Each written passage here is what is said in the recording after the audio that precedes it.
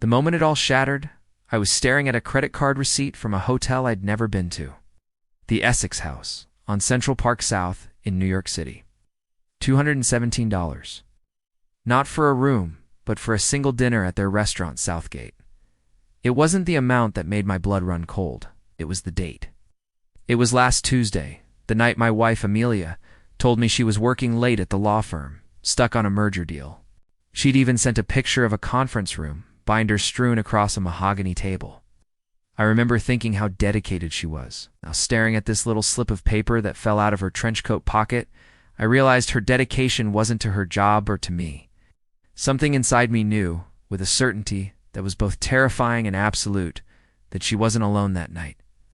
And I had to find out who she was with, no matter what it cost me. But if you genuinely enjoy our stories, please subscribe to the channel, tell us where you're from, and what time it is right now. It's always fascinating to know how far our story flows.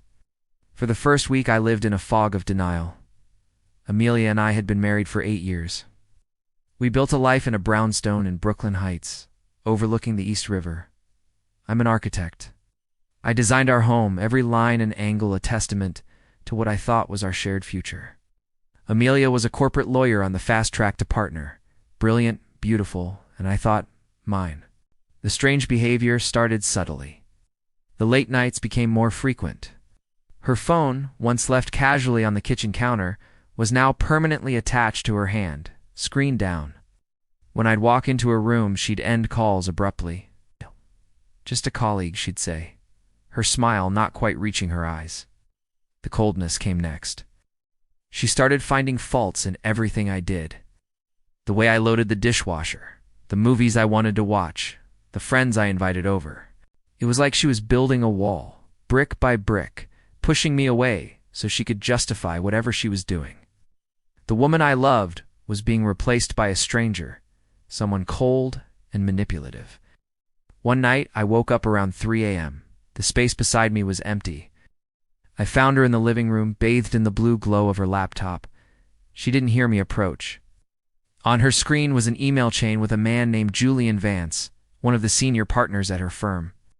The messages weren't explicit, but they were intimate. "Can't stop thinking about Tuesday," one read. "You looked incredible." My heart hammered against my ribs. Tuesday, the Essex House, Julian Vance, a married man, a wife and 2 kids out in Scarsdale. They felt so untouchable, 2 legal eagles soaring above the rest of us, convinced their own rules didn't apply. That was the night I broke. I walked back to our bedroom, closed the door, and sank to the floor. The silence of our beautiful home was deafening. Every corner I designed now felt like a cage. It was something deeper than tears, a hollow ache that settled in my bones. The love I felt for her curdled into something else, something sharp and metallic. Humiliation. And then a cold. Clear thought cut through the pain. They will not get away with this. My breakdown was brief, but it forged me into something new. The loyal husband was gone. A strategist was born. My revenge couldn't be a simple confrontation. That's what they'd expect. No, this had to be surgical. I needed to dismantle their lives with the same precision I used to design buildings. The first step was evidence. I wasn't a fool. I knew a lawyer like Amelia would shred me in court with no proof. I installed a small voice-activated recorder under the passenger seat of her car. I put keylogger software on her personal laptop, the one she thought I never used. I became a ghost in my own home, documenting everything. The recordings were brutal. I'd sit in my car in a parking garage on Wall Street during my lunch break, listening to my wife laugh with her lover. They mocked me. Julian called me the boring architect. Amelia laughed and agreed, saying she needed excitement. They planned weekends away, disguised as work conferences. One call in particular sealed their fate. They were discussing a small cottage in the Hamptons. Julian was planning to rent for a month. "We'll be completely alone," Amelia whispered, her voice full of a passion I hadn't heard in years. I had everything I needed. The audio files, the email transcripts, the credit card statements that painted a perfect timeline of their affair. Now for the trap. I knew from listening to them that Julian's wife, Eleanor Vance, was a powerful figure in New York's charity circles. She was the gatekeeper to the social world they so desperately wanted to conquer. Amelia often complained about how she had to suck up to Eleanor at firm events. My plan was simple. I would make their private world public, but not just to anyone. To the one person who could burn it all to the ground, Eleanor. I waited for the right moment. Julian and Amelia were scheduled to attend the annual firm gala at Cipriani on 42nd Street. I knew Eleanor would be there. That night I told Amelia she looked stunning in her black evening gown. I kissed her goodbye, the taste of betrayal on my lips. My heart felt like a block of ice. While they were sipping champagne, I was enacting the final phase. I created a simple, anonymous website. On it, I uploaded everything. The audio clips, the hotel receipts, the loving emails, and a detailed timeline of their affair, complete with dates and locations. The centerpiece was the recording of them planning their secret getaway to the Hamptons while mocking me. Then, I drove to our brownstone. I packed a single bag. As I was about to leave, I saw a light go on in the house across the street. A neighbor was watching. Good. Let the whole world watch. I sent one final text message, not to Amelia, but to a number I'd carefully acquired, Eleanor Vance's personal cell. The message was simple. I think you should see this. It contained a single link to the website.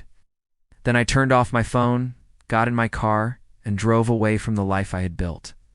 The call came 2 days later from Amelia. I was in a small motel in upstate New York, watching the rain fall. I let it ring, then answered. Her voice was a broken whisper.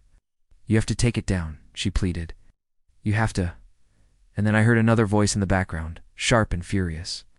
It was Eleanor. Put it on speaker, Amelia, she commanded. I want to hear this. Amelia started sobbing. She knows everything, she cried. She found us. You showed up at the apartment this morning. She's here right now. You played the recordings for me, Mark. She made me listen. I stayed silent. My career is over, Amelia wailed. Julian was fired this morning. The firm invoked the morality clause in his contract. They're reviewing my position. Eleanor is telling everyone. The board of her charity, the other partners' wives. You've destroyed me. I didn't destroy you, Amelia, I said, my voice calm and steady. You did. You and Julian. I just never thought you'd have to pay the bill. I could hear Eleanor in the background, a low, cutting laugh. He's right, she said, her voice dripping with ice. You thought you were so clever? Amelia confessed everything then, a torrent of desperate apologies and pathetic excuses, all while her lover's wife stood over her, a queen watching a jester's final, pathetic performance. I listened for a moment longer to the sound of her life collapsing, the beautiful architecture of her lies crumbling into dust. Then without another word, I hung up the phone. I never saw her again. I heard through a mutual acquaintance that she lost her job and moved back to Ohio, her reputation in New York legal circles utterly incinerated. The brownstone we built together was sold. The proceeds were wired to my account. Sometimes late at night, I pull up the real estate listing and look at the photos of the empty rooms, remembering the life that used to be there. I won. But it doesn't feel like a victory.